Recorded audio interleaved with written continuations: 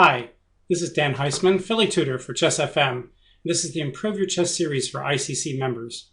In today's video, we're going to look at an amateur game played at our chess club last night. The time limit was 50 minutes with a 10-second time delay. One of the best ways you can get better at chess is by learning from your mistakes. And of course, that requires a couple different things. First, it requires identifying your mistake. It requires very often asking, how is it that I made that mistake? And then it involves the third step, which is what can I do in the future to mitigate this same type of mistake and not make it? So whenever you're playing a game like this and you play it over and there are mistakes, you want to look at yourself and say, was this a lack of knowledge? Did I play too fast? Did I miss something in my analysis? Is there something in my analytical skills or abilities that I can improve, and so on? All right, so let's get going on the game.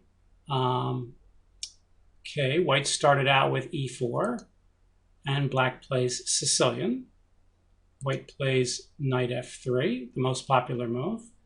And now black has many replies, and he plays one of the most popular, knight to c6. And white opts for the open Sicilian with d4. And of course, you have to take it here. I've seen quite a few amateurs not even realize you're supposed to trade your side pawn for the center pawn, and they play a move like e6. And now if white knows what he's doing, he's going to play d5, and already the computer thinks that black's almost lost here.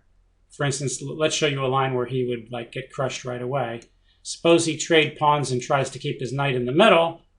White would simply attack the knight, and when it goes out of the way, play queen to e2 check, and black is losing a piece on e7. All right, so back to the game. So black correctly takes the pawn, and white takes back, knight takes pawn. And now there's many moves here. The most popular is knight to f6, but there's other moves, and black plays one of the other popular grandmaster moves. He plays e6. And now white has quite a few moves he could play. Knight to c3 is popular. Knight to b5 is even popular. c4 is possible. There's quite a few things he could play. White plays a move that I've almost never seen played at the grandmaster level, but of course this isn't a grandmaster game. He plays the very passive but solid bishop e2. And now I think black plays it correctly. Black plays knight f6, attacking the pawn. White guards it, and black pins the knight. I think this offers pretty much instant equality. And here I like what white did. I think white's move is the best one. White plays bishop f3. Now the computer says if white castles and black tries to win the pawn, after bishop takes, pawn takes, knight takes e4, bishop f3. If now d5, then rook e1. And the computer says that white has compensation for the pawn and the bishop pair.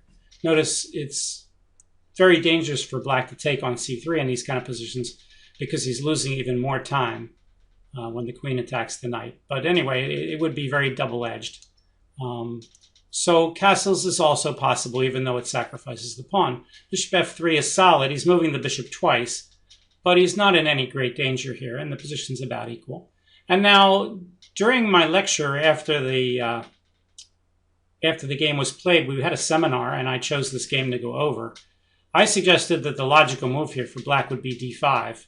But when I got home and I gave the game to Stockfish, it said that that's a mistake.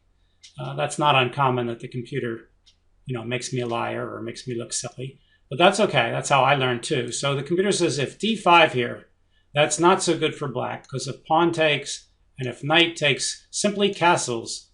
And again, taking this pawn is going to be problematic. For instance, bishop takes, pawn takes, knight takes. And now bishop takes c6 check, b takes, and queen f3 double attacking the knight and the c6 pawn. And of course, black can't take the knight. I believe we get a check over here.